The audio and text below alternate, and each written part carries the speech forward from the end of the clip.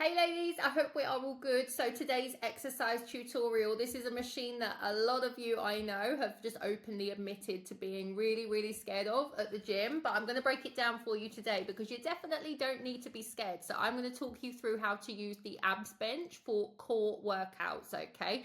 And I'm going to teach you in a way that's going to help you get the most out of it as well. It's a really good tool to help you strengthen your abs safely and effectively. So let's dive into it. So first things first, this is not the case with the one at my gym, but often the abs bench has an adjustable incline. So this is where you're going to want to adjust it and set it to a level that's going to match your fitness level. So if you make it more flat, so bring the bench up, this is going to make it easier, okay? If you have a higher incline, so you actually lower this part here, that is going to increase difficulty by adding more resistance, okay?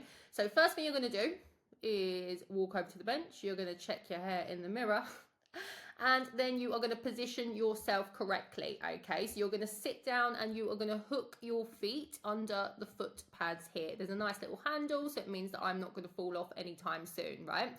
So you're going to make sure that your knees are bent, and I like to personally cross my arms over my chest, or you can even place your hands lightly behind your head but without pulling your neck. The idea is to support your neck here, okay? And then we're going to engage our core and start the movement. So take a nice deep breath in, slowly lower your torso back until you feel a slight stretch in your abs. So you can see that I'm not going all the way down. You do not want to go too far back, just until you start to feel that pull in the core area. So at the bottom of the movement, you're then going to come up. You're going to exhale as you contract your abs, and then you're going to lift your torso back up to the start position, okay?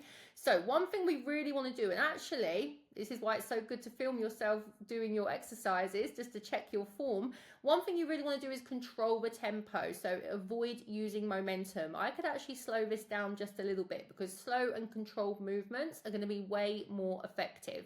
When it comes to how many reps you're doing, I would say a good rep count would be 12 to 15 reps for beginners.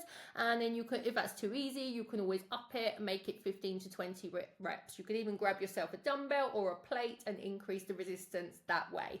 So just remember, keep your core nice and engaged throughout the movement to avoid straining your back. So here's how we can modify for different fitness levels. I'll just play this again so you can watch me doing the movement again. So easier option is going to be to reduce the range of motion, or like I said at the start of this tutorial, use a bit more of a flatter bench. The harder option, just kind of touched on that, would be to hold a weight plate on your chest, or you would increase the incline.